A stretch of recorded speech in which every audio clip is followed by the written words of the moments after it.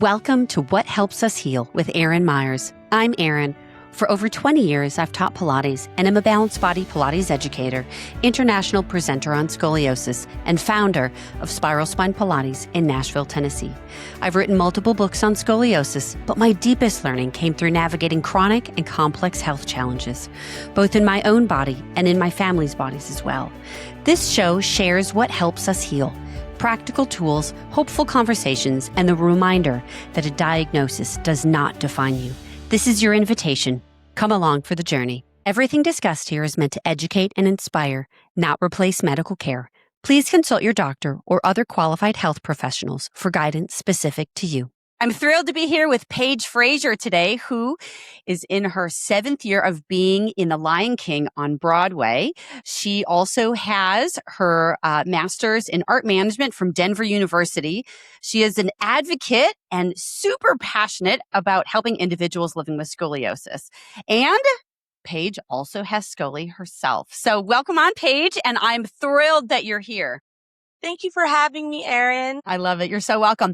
So I've known Paige for a few years, and I used to dance with the Radio City Rockettes, and Paige is on Broadway with The Lion King, and we both have scoli, so it's kind of like been this like secret thing of we're both kind of like got there, and we both have scoli. And so I would just love, Paige, for you to kind of tell your story about scoli and how you ended up like dancing on Broadway. And I mean, that's a big thing. Most people with scoli like live in so much pain and psychological pain.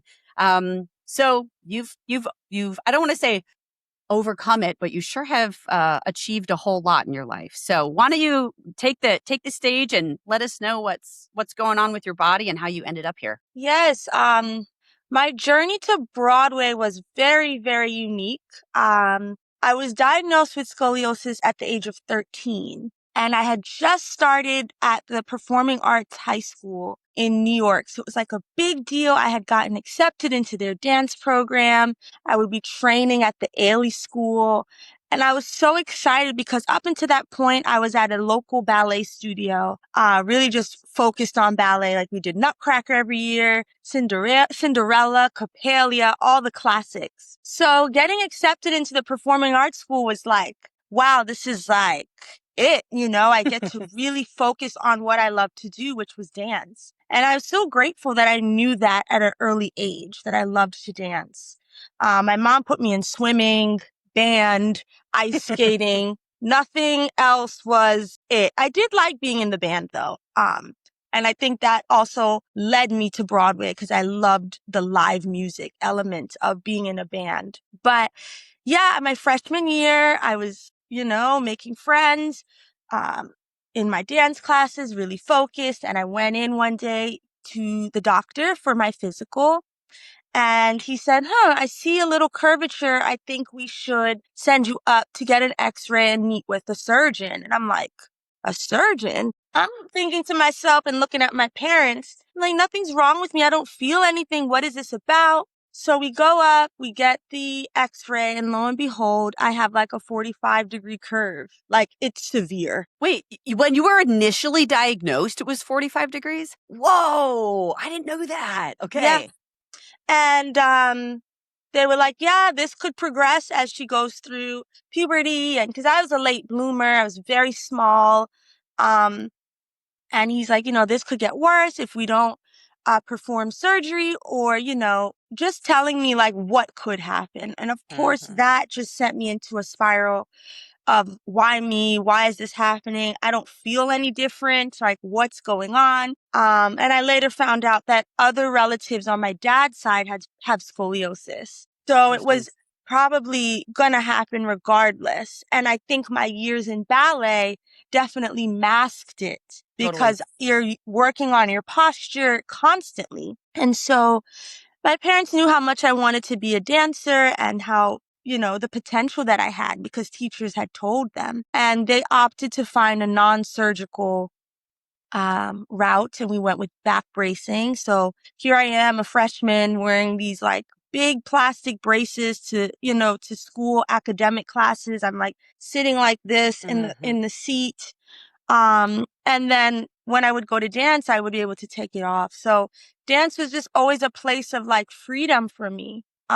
even as I was learning how to dance with scoliosis, which was really hard because then, sophomore year, junior year, you're growing and you're getting corrections in class to like drop your hip and put your ribs in. And I'm making all these like micro adjustments, but not really understanding, I'm just looking at my peers and trying to imitate what their body was doing naturally, and yeah, it was a really difficult time for me in high school. I went on to go to Fordham University. I got into their BFA program. Just really worked really, really hard. And my senior year in college, I was offered a contract with Ailey 2, which is the second company to Alvin Ailey. Mm-hmm. And I got to tour internationally, domestically for 2 years with that company. Very cool. And then I went on to dance with Visceral. I moved to Chicago, which was a huge leap. I left the Big Apple because after Illy 2, I was like, what's next? And I could either stay in New York and like struggle and like, make it work or go where the opportunity was. And so I was offered a contract with Visceral. And those 6 years were so incredible because I was part of a new company. And I felt like it was a safe space for me to just really explore my artistry outside of the pressures of New York. And then throughout those 6 years, I would audition for musicals, Lion King being one of them. And after 7 auditions throughout the years, they finally called. And so I joined the tour in 2019. And then the pandemic hit 6 months after. Oh, mama. I auditioned for the Rockettes, I think 7 to 9 times over a few years. It's real. People are just like, oh, you expect it the first time. I'm like, oh, no.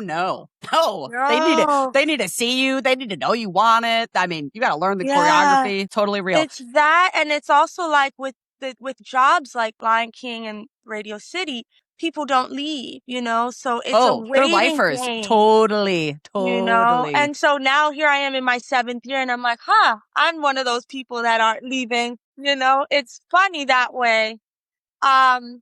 It's so but, good, Paige. To kind of wrap up the journey to Broadway, so the pandemic hit and I returned home to Chicago with my husband. And my back during like I was on tour for like 6 months, like month 5, 6, my lower back was like on fire. And I was like, I know I have scoliosis and I know like this is a thing, but I was like, something's going on. And I realized, just being in the Lion King, doing a show 8 times a week and then dancing with puppets on a steel stage, my body was just like, and I was happy. I was one of the people during the pandemic that was actually happy because I was able to like sit down and rest and really figure out what was happening, because I wanted to return back to the show feeling good. And that's when I met you during the pandemic, Totally and love a it. few others. So it was really a beautiful time for me to just, rediscover what my body needed. And then after the pandemic, I got promoted to Broadway. So That's so awesome. Yeah, it's interesting. When people were touring on the national tour with Lion King, some of the crew ended up at Spiral Spine, and it was like, and I was like, they would have like one side of their body that would be totally frozen. They didn't have scoli. And so me and some massage therapists that were like working on them to help them while they were in Nashville, I was like, what is happening? We all like put our heads together and I was like, oh, they have a specific track that they do. And they're wearing these big things on their head, or they're carrying these big things around them. And it's one way. We turn our head one way. You walk one way across the stage. You do one thing across the stage in one direction. It's not like a normal dance class where you're doing both sides. Exactly. And then you've got these like super heavy things on you that you're trying to maneuver. And so it was interesting working on as a practitioner on it. And so you add scoli, and whether it's, one specific side, whether it's the quote unquote right side that you should be working or not, well, that doesn't really matter. This is your track. You want the job or no? Exactly. And you have to figure that out. And for me, it was a lot of trunk, pelvis stability, and just changing some things in my warm up. because, you get to the theater, you're on your own. Some people go to the gym before the show. They take class. I do more of like a floor bar and then standing bar warm up. But just really like being in tune when flare-ups are about to happen, not waiting, and knowing like, okay, I got to go get a massage, or I need to go to my chiropractor, or I need acupuncture, or I need to take a gyro class. Like being able to kind of be ahead of it has helped me tremendously. Yep. I mean, in the spiral spine world, I call it your Scully dream team and your Scully schedule. Who like you're like, oh, I got my massage therapist, I've got my gyro person, I've got my Yeah. my acupuncturist, Yeah. and then schedule like you're like, oh, I do this before I do my show. I have to know how often I need to do this because if you wait, girl, your whole body's on fire, and then you just got to get like the fire trucks out to like put the flames out. Yeah. It sucks. So it does. Yeah. So one of the things that Paige and I were texting last night, and it was on my heart. And I was like, one of the things that has been on my heart to talk about for a while is some people in the Scully world, they kind of live in this pity party, and they claim the title of scoliosis being a disability. And I recognize, like, I dance with the Rockettes, Paige is on Lion King, like, get it. Like, not everyone is going to get there being, like, living with scoliosis, and I recognize that. And I also recognize that there's been people in the world that have had innumerable amount of failed fusions. And so I don't want to, as we jump into this conversation, I don't want to discredit what these people have been through. In addition, I think this is a much needed conversation that needs to be had in the Scully world about proactively making a game plan, and how much like mental fortitude goes into living with scoliosis. So you want to take it, Paige, on kind of your journey on this? Yeah, I mean, I definitely, again, diagnosed at 13. That was emotional. That was terrifying.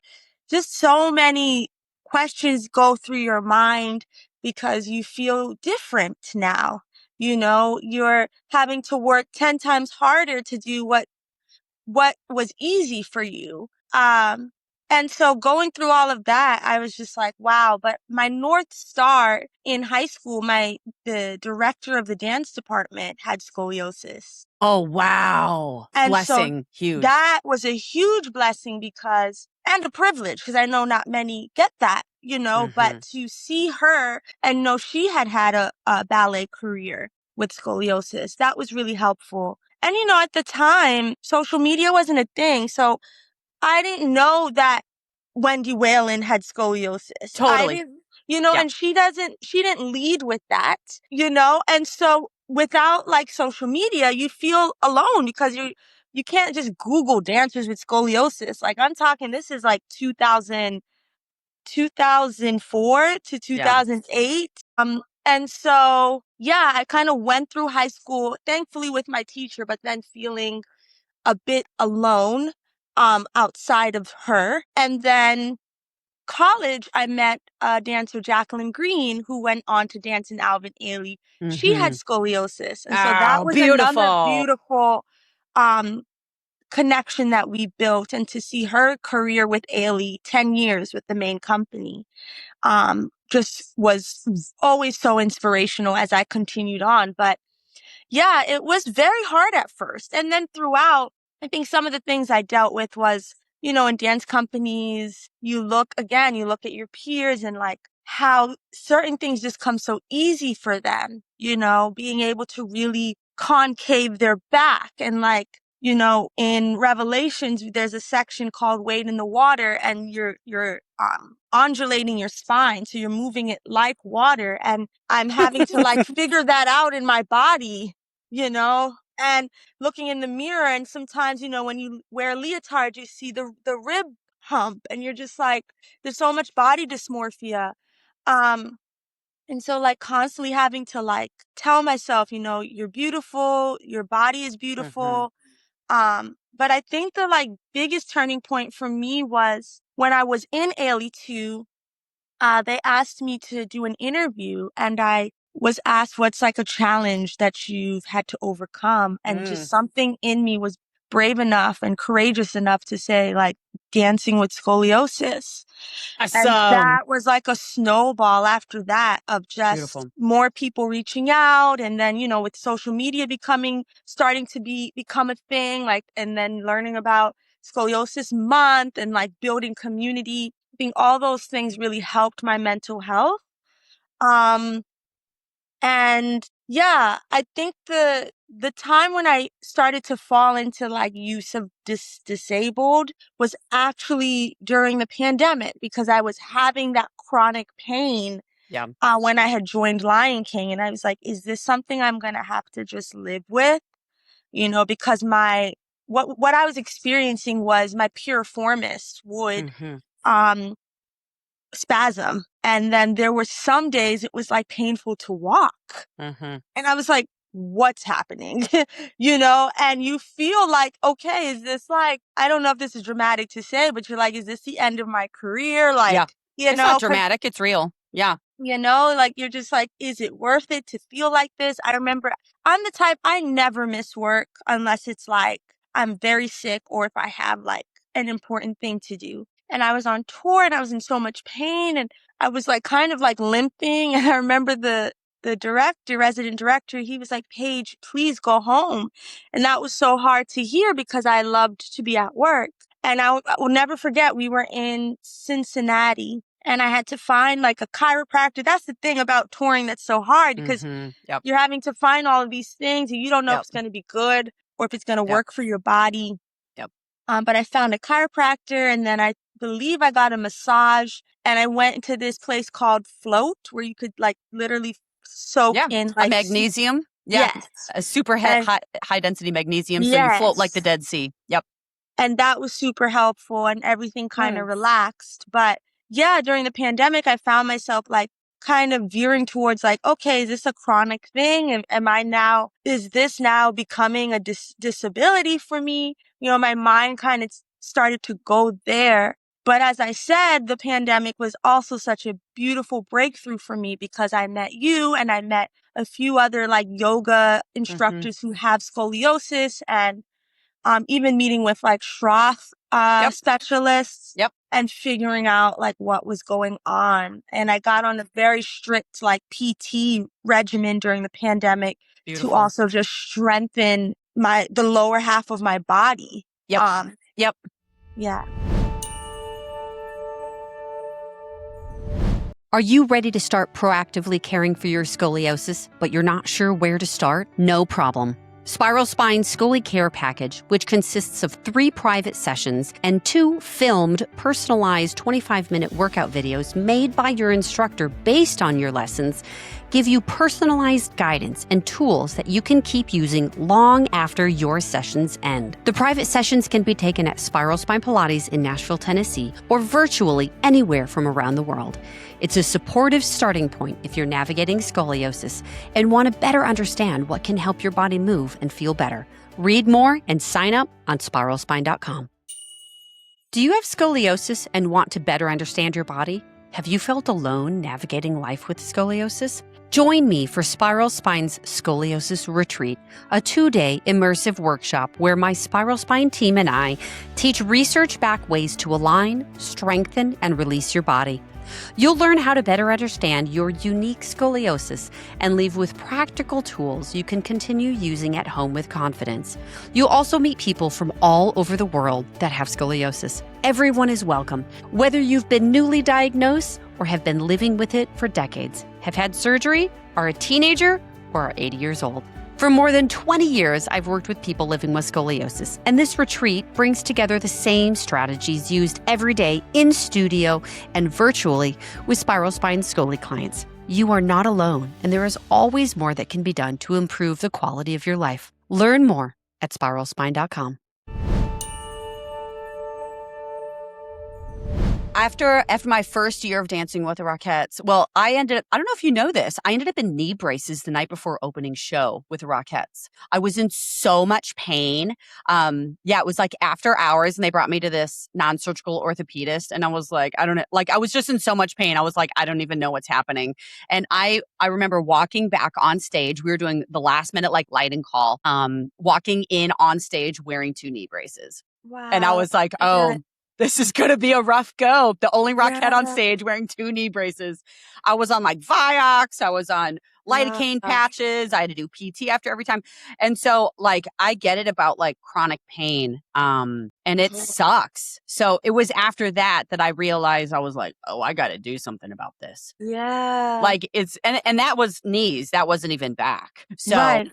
but like chronic pain sucks. Do you think the knees were a result of the back though? Or was it just the demand of the show? I was unbalanced, I think. So I am slightly bow-legged, which also makes for, and I have like slight tibial torsion. So like creates like gorgeous lines for like ballet and Rockettes and everything. But like, yeah, unless you're like perfectly balanced, it's hell, you know? Yeah, So, absolutely. but yeah, like in my second year, I'm 99.9% sure it's hard to get a diagnosis.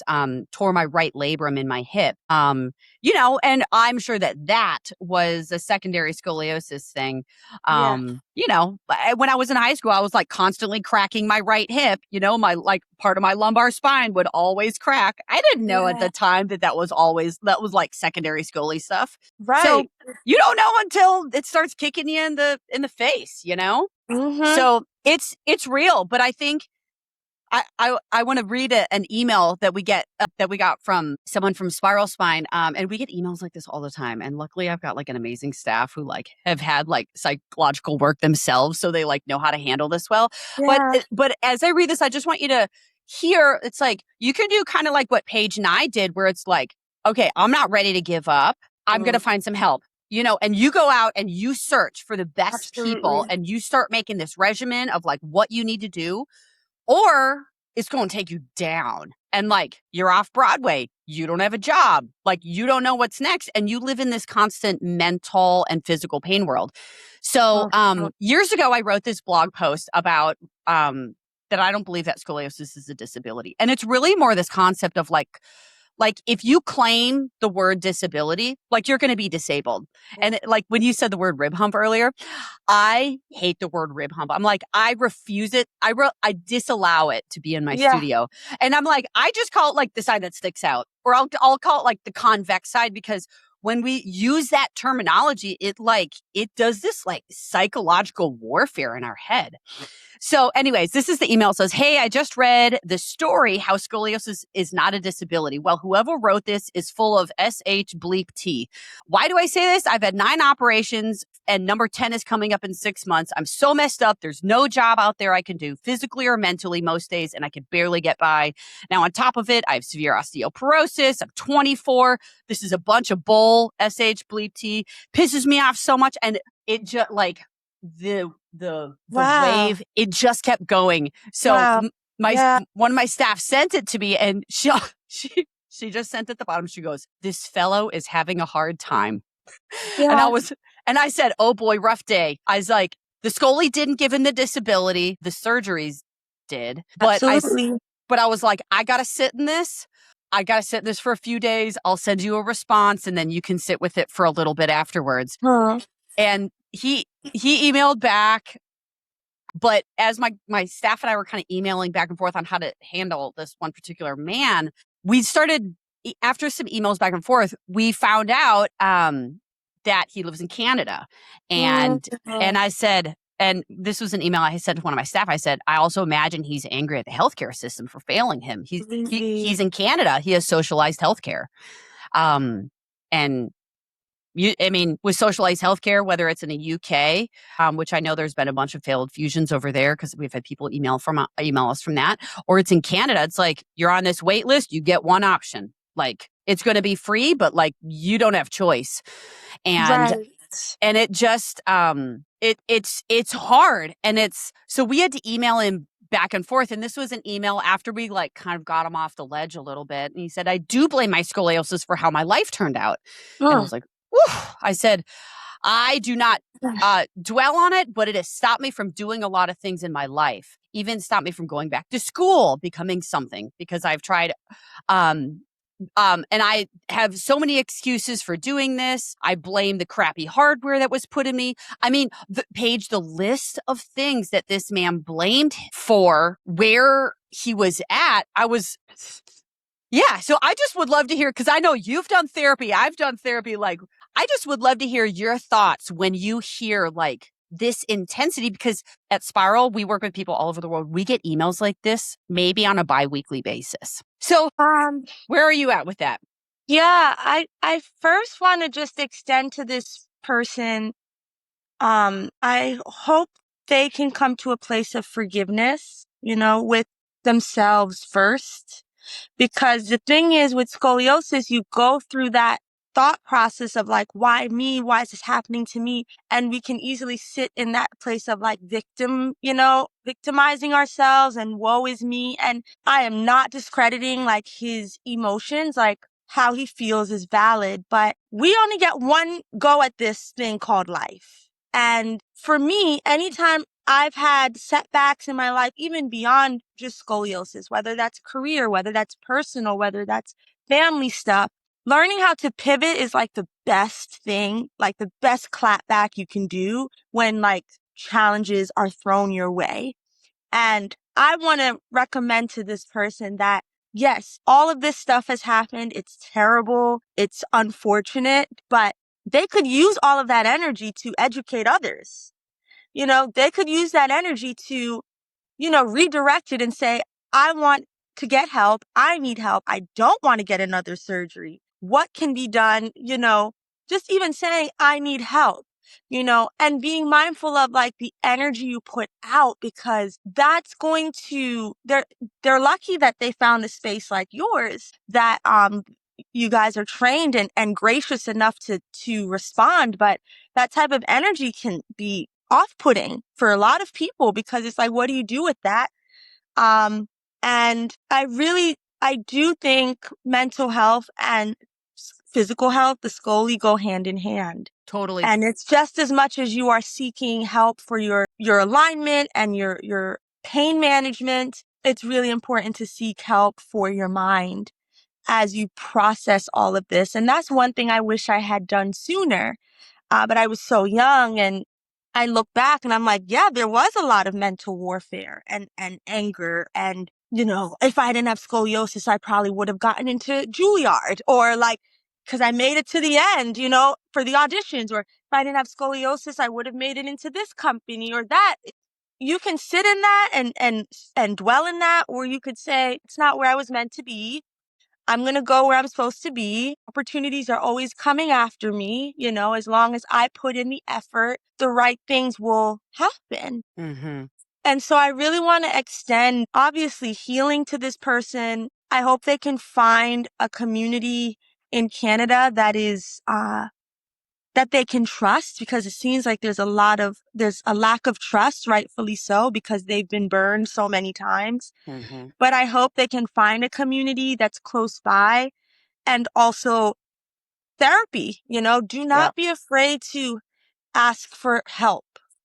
Physical, mental. So being a practitioner, a movement practitioner, scoliosis, hands down, is the most complicated body situation to deal with. Hands down. Give me a knee replacement any day of the week. Give me a hip replacement. I can rehab that. Scoliosis, it is so complicated. And yet in that complication, I still think scoliosis is 51% emotional.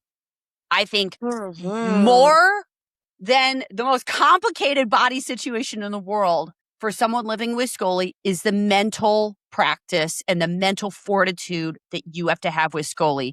And like what you were talking about, the forgiveness. I mean, it's like, and the hard thing is a lot of this stuff arises when you're kids. So how your parents are going to be involved with this. How did your parents handle this? And there needs to be probably some help from a mental health expert on like, going through forgiveness, dealing with all of this stuff because it's complicated. I want to tell you a quick story. So I was working with a woman. She's a missionary from India.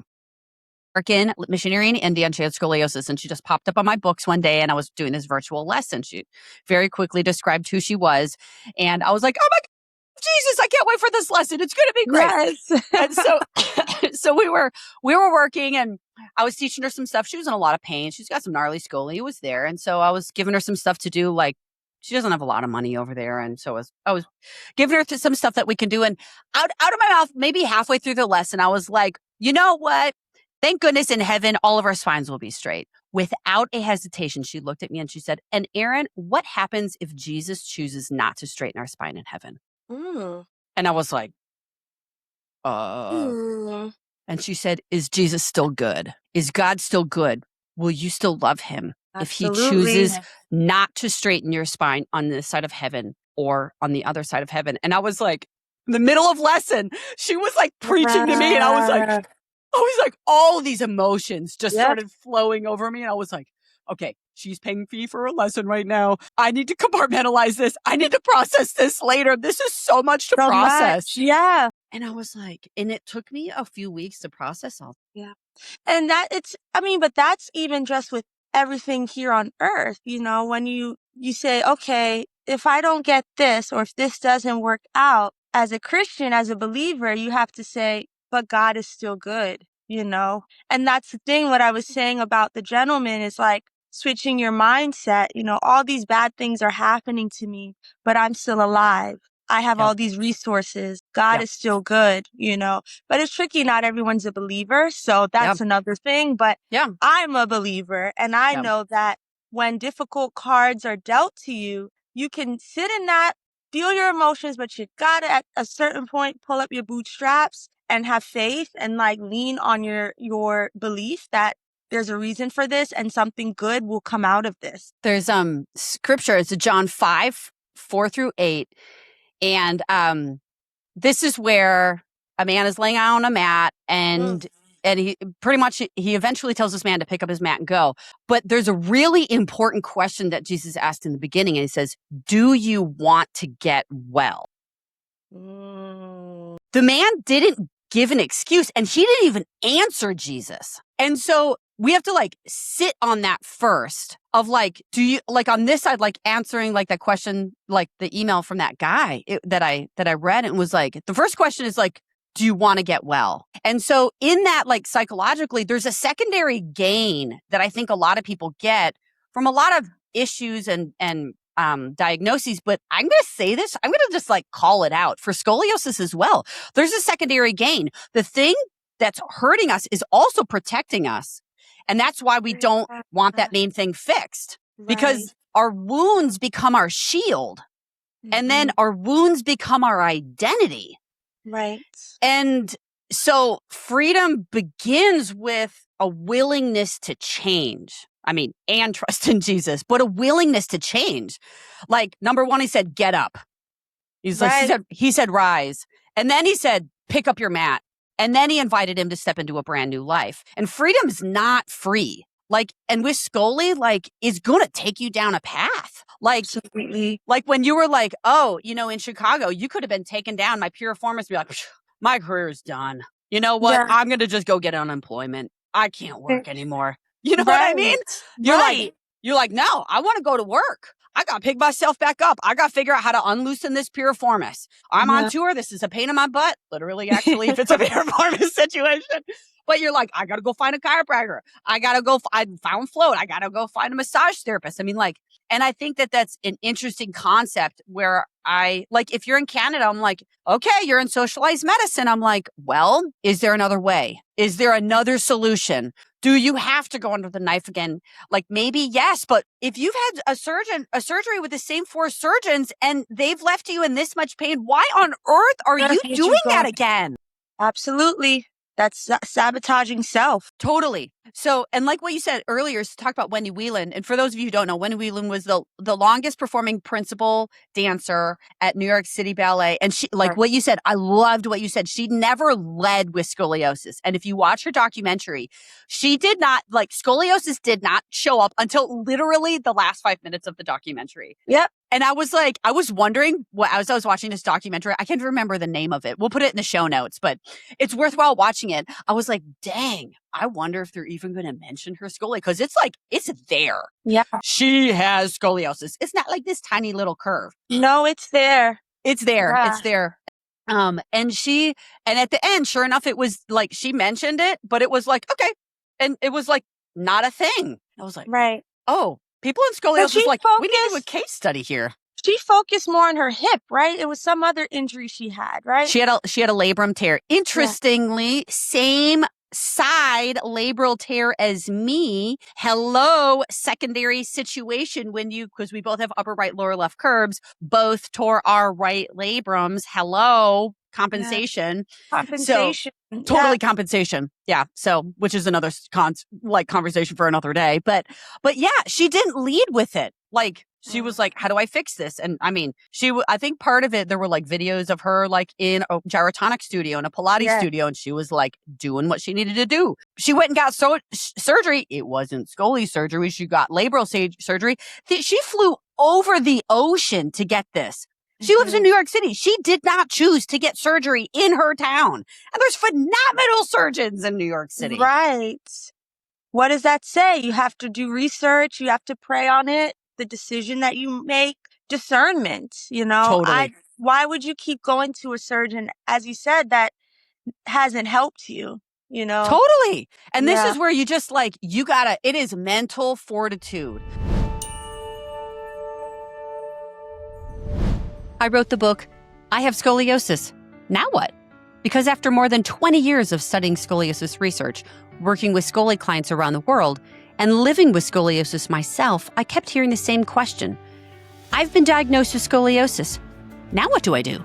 Most people diagnosed with scoli are told what their curve is, but not why it developed or what they can actually do about it. This book brings together decades of medical research with what I've learned working with real people's bodies to help you better understand your diagnosis. In the book, I explore factors that influence scoliosis and curve progression, and how things like movement, muscle balance, and nutrition can help support your spine. I also walk through treatment options, from movement therapies and bracing to surgical considerations, so you can make informed decisions about your body. Whether you're a parent of a newly diagnosed child, a teenager navigating scoliosis, or an adult living with it, my goal is to give you the knowledge, tools, and confidence to better understand your spine, take charge of your diagnosis, and advocate for your health. You can purchase I Have Scoliosis, Now What? On Amazon in paperback and Kindle formats. One thing that has been absolutely vital in my healing journey is regular lab testing. Getting labs done can be such a headache. A lot of the practitioners I work with don't take insurance, and while I absolutely value their expertise, I don't want to spend hundreds of dollars every time I want to test something specific for myself or my boys because I have to pay for an appointment for one of my doctors first. This is how I found Ulta Lab Tests. I figured out how to test things for myself, but ran into a major roadblock when literally all companies refused to test kids under the age of 18. Lo and behold, Ulta Lab Tests will order testing for kids. So I could order my boys and my testing in one easy place. They're literally the only independent lab ordering company I found that will do it. I was worried that my doctors would be upset that I went around them to test my family without them writing a lab order, but was shockingly surprised that every single one of my doctors was very happy when I showed up to appointments with recent test results in hand. I saved both me and my family's doctors valuable time. When I first started testing, I discovered that my boys and I were severely deficient in multiple nutrients, deficiencies that interestingly lined up with what research has shown the scoliosis population is deficient in too. The research I compiled in Chapter 13 of I Have Scoliosis, Now What?, which references more than 350 research articles, includes suggestions for what to test, nutrient deficiencies, imbalances to look out for, and ways to better support the body through a more individualized approach. I put together 2 lab panels with Ulta lab tests based on the research referenced in Chapter 13 of I Have Scoliosis, Now What? So if you have scoli and want to start testing and healing, but don't know where to start, I've got you covered and have done the work for you. Go to spiralspine.com/shop to access my Ulta Lab Tests link with pre-put together Scoli lab tests and use code Erin Myers 20 in all caps to get an additional 20% off. The link is also in the show notes. Again, go to spiralspine.com/shop to access my Ulta Lab Tests link with pre-put together Scoli lab tests you can order for yourself and use code Erin Myers 20. That's ERINMYERS 20 in all caps to get an additional 20% off. So, I would love to hear some things in your daily life that some practices that you've done, like at Spiral Spine. These are things that we've done. Like, we don't have mirrors in the studio. I don't want people to focus on that. I'm like, you have an instructor to help you tell you where your alignment is, because so many times visual, it's a trigger for people. And if I'm trying to help them, like, I don't want them to get psychologically triggered. We let people wear whatever they want. I know in Schroth and some other things, they're like, I need you to wear a sports bra. You're pretty much going to be naked in the studio so I can see every aspect. I'm like, but my staff and I are trained so we can see through clothes what's going on. And so if they feel comfortable in that, we just let them wear that. We have fun music that goes on. Wow. We figure out what equipment they psychologically and physically feel comfortable on. Many clients find comfort in order because they can't control their bodies. A lot of people have eating disorders because it's like a perceived form of control. Yeah. And so clients, if there's some pieces of equipment that they don't feel like they have control over, then we don't put them on that equipment so they feel like they have more perceived control in the studio. And so it's been interesting things that we've learned in the beginning of working with people with scoli to help them feel like they are in control and making strides. So what are some things that maybe consciously or maybe even subconsciously that you've learned within your body and your mind that you don't do anymore because it's triggering to you, or you do? I think what has helped me with being on Broadway is like the set schedule and the routine of that. So I leave my house at a certain time. I get to the theater at least before our call. I do my makeup. I lately have been using gospel Christian music to kind of like get me in the place where I need to be, because aside from the scoli, what people don't talk about is doing 8 shows a week comes with its own mental warfare and physical warfare. Amen, and then on sister. top of it, I'm thinking and concerned about my scoliosis, and just it's a lot to think about. And so for me, really grounding my energy so that I can stay clear-minded and, when I get to the theater, really appreciate where I am. And, I have a very, very strict warm-up. I can always tell if I didn't do something or if something didn't fire up, because I can tell in the show, I can tell in the show if oh, this was a little harder to do tonight. I have 3 attitude turns that I do in lioness chant, and it's from a wide second position, I have to press up and get onto my left leg. And I can always tell if something within my alignment isn't there. So using each show as well as information and research. Love it. But Beautiful. yes, just creating as you said, people have that need to control. And for me, it's just having that set regimen. That, there'll be sometimes I'm on the phone with a friend and I'm like, I gotta go. It's time for me to get on the train. Being very, very disciplined in that way. I love it. And then also balancing that, finding things, being in community, finding things that other things that bring me joy. I love to go to museums. I love going to concerts. I love going out to eat. I love going for walks. I have an incredible therapist. I've joined an incredible church, finding other things that like feed you. So it's not just, it's so easy to identify, like, I'm in The Lion King on Broadway, and like for me, especially with my walk with God, that is secondary. And, a relationship with God is first. And so having that kind of reawakening, because it's so easy as artists to fall into that, like, feeling good because of what you have and forgetting like why you have it and what you're there to do. So being very intentional with how I plan my days, what I do with my energy, and who I'm around and what I take on, all those stuff. I love it. I love whether I'm having a bad day or a good day, I love bathing myself in my favorite worship Christian music. It just like gets me in my mindset where I need to be. And especially if I'm in a bad place and I'm like, Lord, I don't have words right now. And I can tell my mind's going in a not great place, and I will just bathe myself in it. So you said you listen to gospel Christian music. Would you mind sharing some of your favorite artists or your favorite songs right now? I love Elevation. Yes. Yes. And yes. And I'm so upset I didn't put my cross on today. I was like black. It would have been the perfect I love Elevation Church. I was introduced through TikTok actually to their music, and I saw Chandler Moore, and I was like, Moore, that name sounds so familiar because I love his voice, like the raspiness. And, yes. And my pastor in high school, because I had changed churches, me and my family moved to a different church, and Pastor Moore, who's now Bishop Moore, and I was like, this name, and then I was looking at Chandler Moore's like features, and I was like, he looks like he's related to Bishop Moore, and lo and behold, that's his nephew.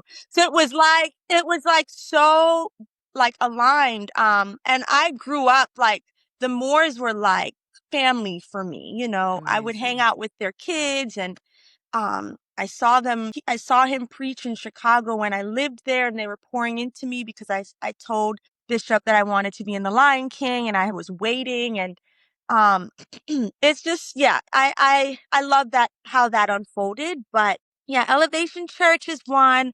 Of course, I go back to like classic, Baptist Hezekiah Walker choir, the live choir performances, CC Winans. Yeah, Yes. it's just kind of like whatever I feel I'm in the mood for. And it's funny because now as my relationship with God is strengthening, I like find it harder to listen to secular music. It's it's been an interesting journey for me. Of course, like I'm Jamaican, so like I do listen to Bob Marley, and I have my like go-to songs, and I love jazz. That also sometimes gets me into a nice like groove before I perform. But yeah, I agree with you. Whether I'm feeling good, feeling bad, it just does what it needs. I love it. Yeah. I love it. I love it. It makes my heart so happy. I never anticipated this conversation like to be totally about Jesus, but I love it. It makes my heart so happy. So there is another passage in scripture, and it was John 9, 1 through 11. Mm-hmm. And that's where it was a blind man, and Jesus put mud on his eyes. And it was interesting. Just everyone can go read that scripture. But so Jesus spit, made mud, put it on his eyes. And then eventually later he was no longer blind. But we have to ask ourselves, when was he healed? Was he healed when he met Jesus? No. It got even messier. He then had to get mud on his eyes, and then he had to obey Jesus' command before he had to get healed. He had to walk blind half of a mile with mud on his eyes, blind. He had to walk blind through Jerusalem half of a mile before he got to a specific water place. And then he had to do what Jesus said, wash his eyes off, and then he was healed. So it's interesting. As you could tell, like for years when I was super, super sick, like I became obsessed about the concept of healing. And so I read everything there was in scripture about this. Like sometimes was it miraculous? Yeah, sometimes it was. But like sometimes there was a journey that people had to go on. Yes. And it was like Jesus probably knew, I mean, he's God, of course he did, that someone had to go on a journey.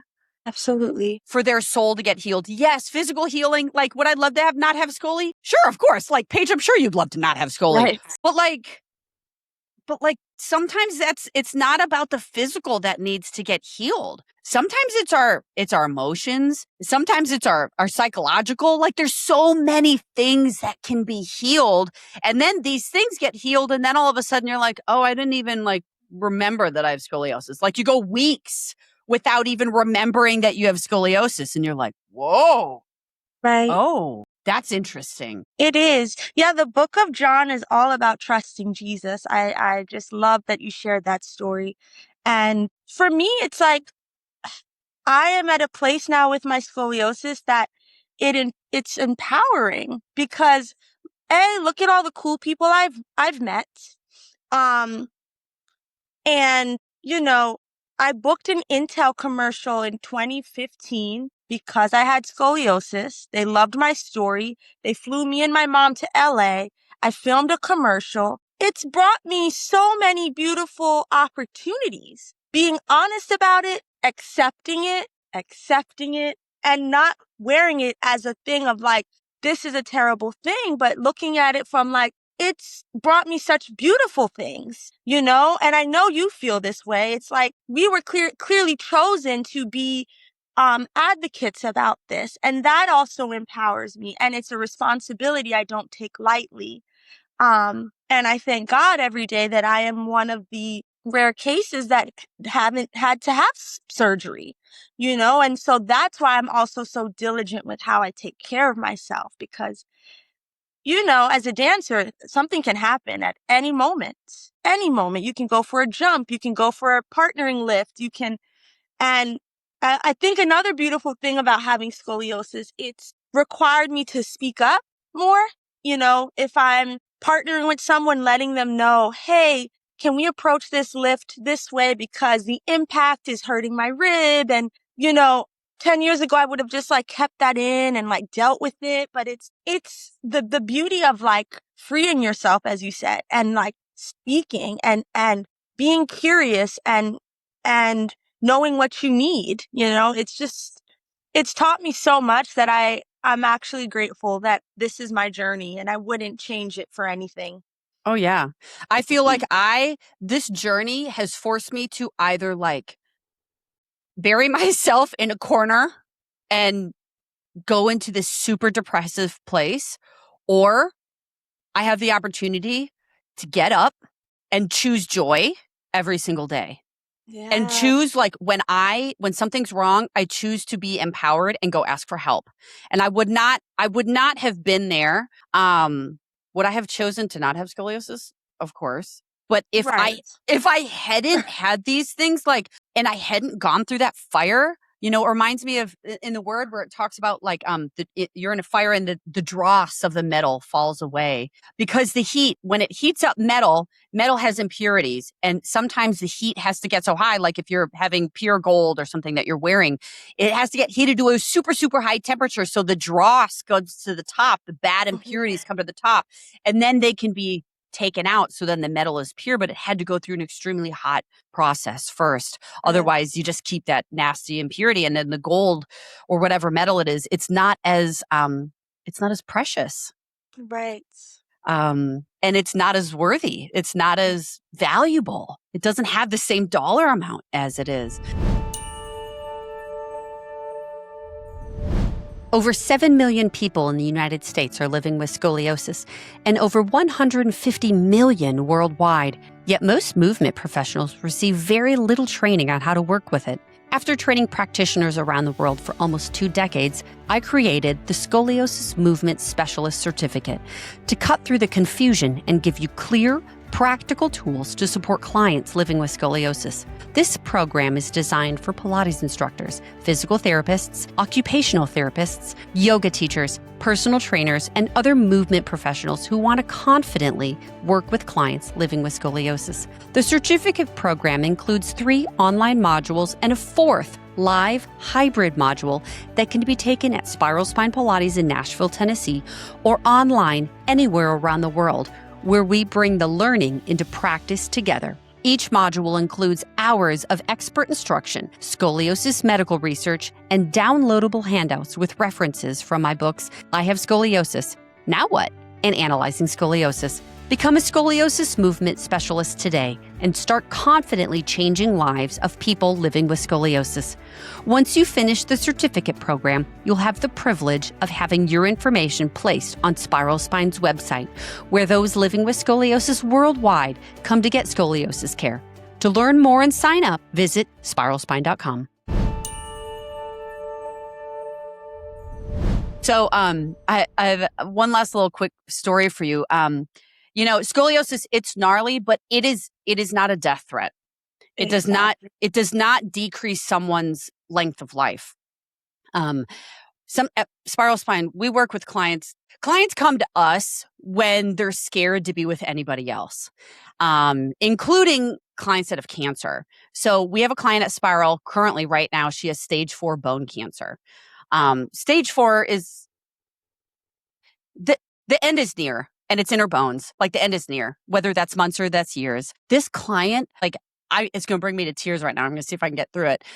She shines sunlight from her body when she comes in the studio. The minute she enters the studio, her smile is so big. Beams of and she's a believer, beams of the Holy Spirit, come through her eyeballs when she enters the studio. You would never know that she has stage 4 bone cancer. And there's a teacher at our studio that she's in remission from breast cancer. And I was like, my soul was not like I had a hard time working with this client. So I handed her off to this teacher. Yeah. And I actually came into the studio a few weeks ago at 8:30 in the morning, and she was having one of her biweekly lessons with this teacher, and they were having a party. They were laughing, and they were having a party with this party music on, and I was like, what did I just? What did You're I like, just well, enter? good morning. Yeah. I know. I was awkwardly coming to the studio. I was like, what just happened? And both of them, they were party right now because and I was like, wow. I didn't even know how to respond to that. And it was not fake joy. They were so overcome with the small things that she achieved. And they had made an active choice to rejoice and celebrate even the smallest victories of getting her glutes to fire because they were so sleepy for months. And the joy that was around that room, brought me to tears. I had to go into the bathroom and dry my tears before my client came in.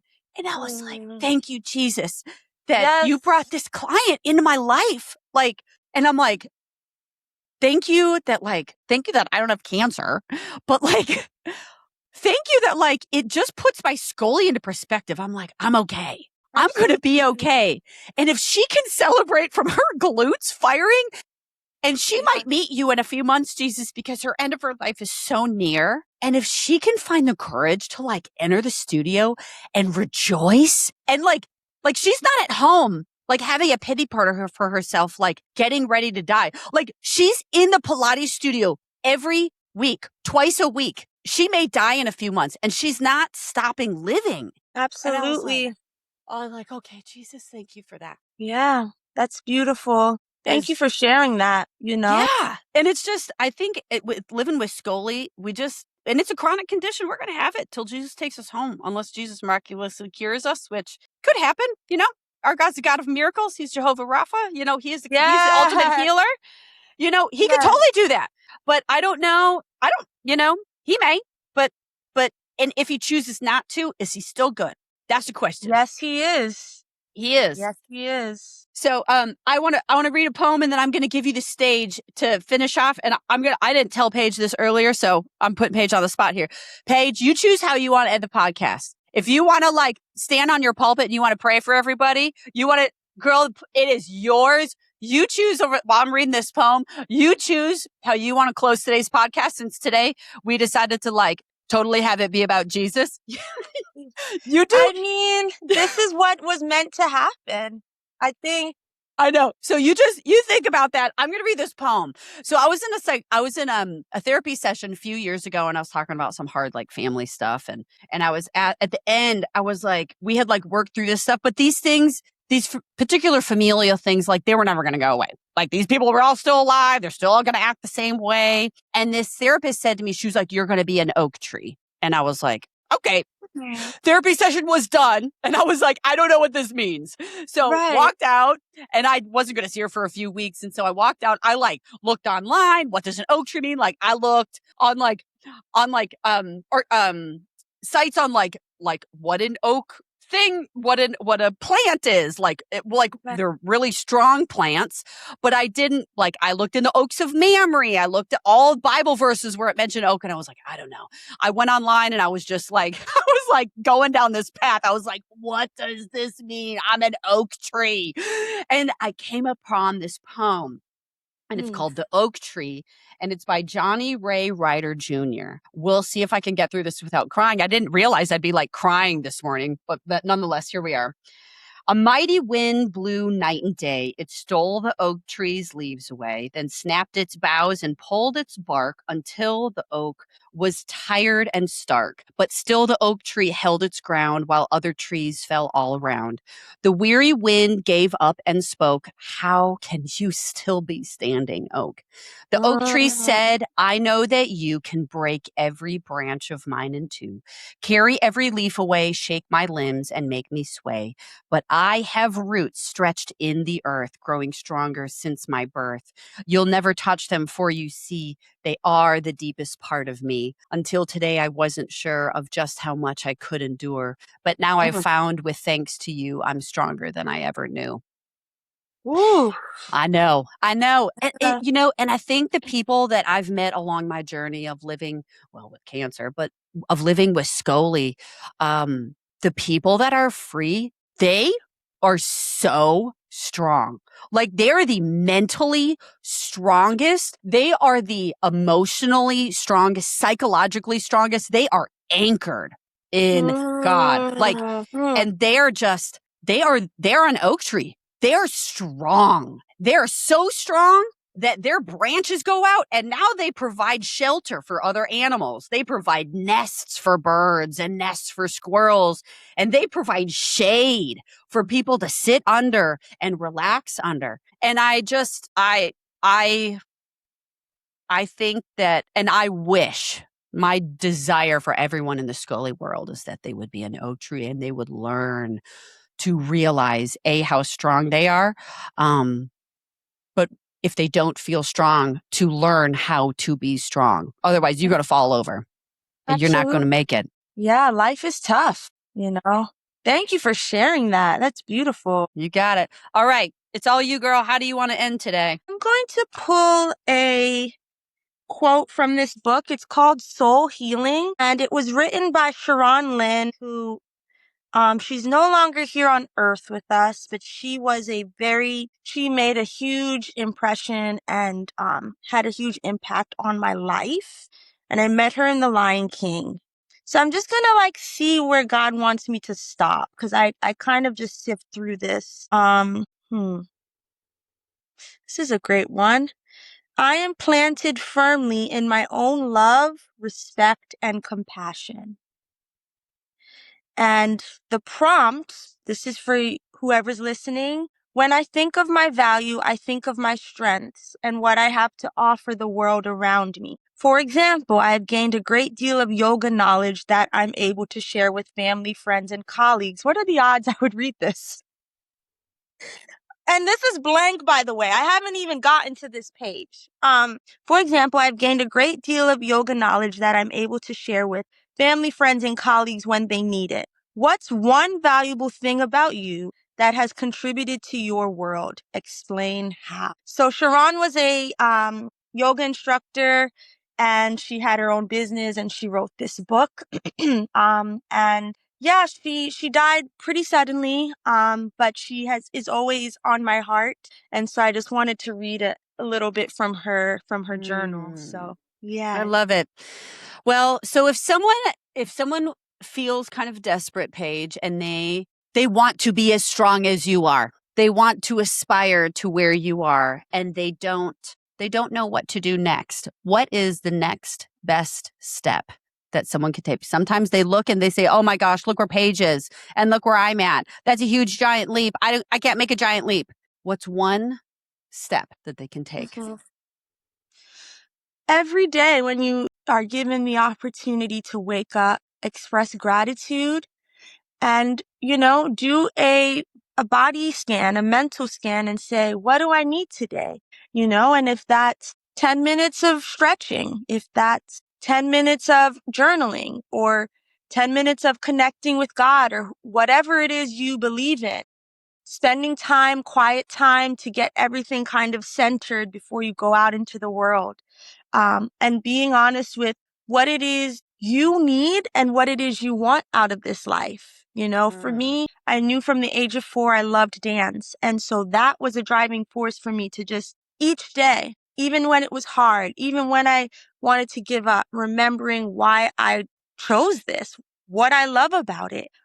It's so important to have that positive self-talk. And the negative self-talk, it will happen. But having the tools and the skills and the community so you know how to get back on track is the most important thing. I love it.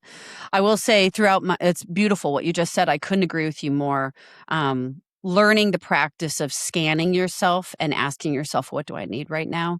In the phase where I'm at, I'm in my mid 40s, and my body is not what it was 25 years ago when I danced with the Rockettes. And I've got 2 teenage boys, and I run all these businesses, and I'm lucky if I can find 2 hours a week to move, and it makes me sad. And I just do a lot of serving. I care for a lot of people. And one of the small practices that I have learned and have found so much joy in is having a garden. And I purposefully do no-till. So it just we just throw mulch on every year. Partly, I don't have the time for it.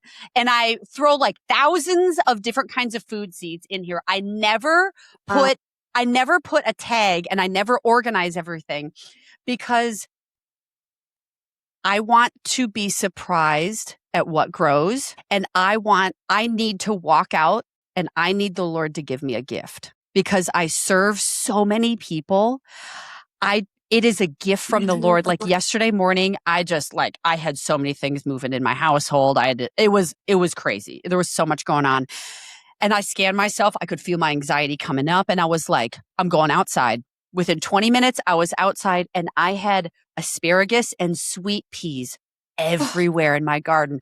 I was almost in tears, and I was like, thank you, Lord, for taking care of me and giving me this gift this morning. Thank you that you love me. Thank you.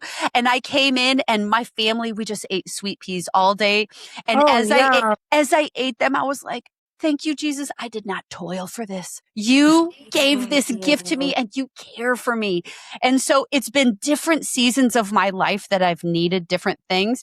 And who knew in my scoliosis walk that what's feeding me right now, literally and figuratively, is a garden that I can visibly see that the Lord cares for me. Yes.